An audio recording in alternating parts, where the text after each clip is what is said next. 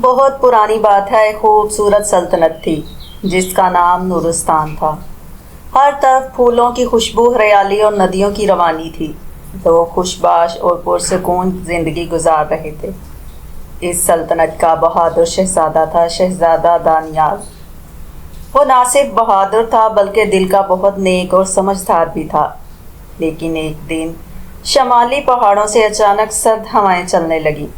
آسمان پر سیاہ بادل چھا گئے۔ پہاڑوں سے ایک برفانی طوفان آ کر نورستان پر چھا گیا۔ یہ سب برف کے جادوگر زمہار کی شرارت تھی۔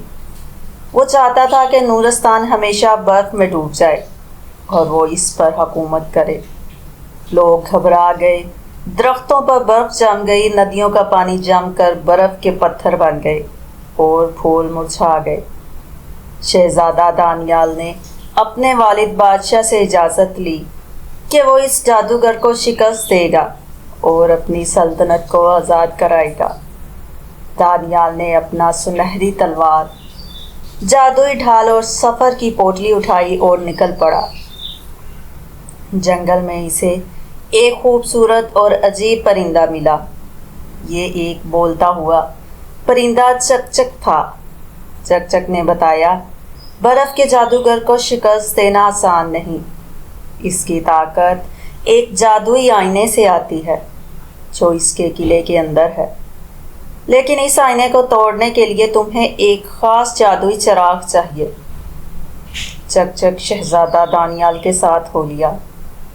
وہ دونوں برفانی جنگل سے گزر رہے تھے کہ اچانک ایک برفانی ریچھ نے ان پر حملہ کر دیا۔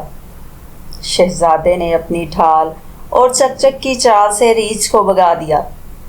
آگے چل کر انہیں ایک ننھی خوبصورت پری ملی۔ اس کا نام سنوبل تھا۔ سنوبل نے کہا، میں برف کے جادوگر کے ظلم سے تنگ آ چکی ہوں، میں تمہاری مدد کروں گی۔ سنوبل کی جادوئی چھری سے راستے کے خطرناک برفانی پہاڑ پگھلنے لگے۔ اس نے دانیال اور چک چک کو ایک گہرے غار تک پہنچایا جہاں جادوئی چراغ چھپا ہوا تھا۔ غار میں داخل ہوتے ہی ایک خوفناک برفانی اژدہا ان کے سامنے آیا۔ اژدہے نے اپنی برفانی سانس سے ماحول کو جما دیا، لیکن شہزادہ دانیال نے بہادری سے اپنی تلوار کا استعمال کیا۔ چک چک نے اژدہے کی آنکھوں پر جھپٹا مارا اور سنوبر نے اپنی چھڑی سے روشنی کی کرن برسائی۔ آخرکار اژدہا ہار مان گیا اور غار سے بھاگ گیا۔ جادوئی چراغ ملنے کے بعد وہ تینوں برف کے جادوگر کے قلعے پہنچے۔ قلعہ اونچے برفانی پہاڑ پر واقع تھا جس کے دروازے پر برفانی سپاہی پہرا دے رہے تھے۔ سنوبل نے اپنے جادو سے برفانی سپاہیوں کو نیند سے سلا دیا۔ شہزادہ دانیال قلعے کے اندر پہنچا اور جادوئی آئینے کے سامنے کھڑا ہو گیا۔ جادوگر زمہار نے چیختے ہوئے کہا، تم مجھے شکست نہیں دے سکتے۔ مگر شہزادہ دانیال نے چراغ کی روشنی آئینے پر ڈالی۔ آئینہ ٹوٹ گیا اور جادوگر کی طاقت ختم ہو گئی۔ برف پگھل گئی، بہار واپس آ گئی، پھول کھل گئے اور نورستان دوبارہ خوشیوں سے بھر گیا۔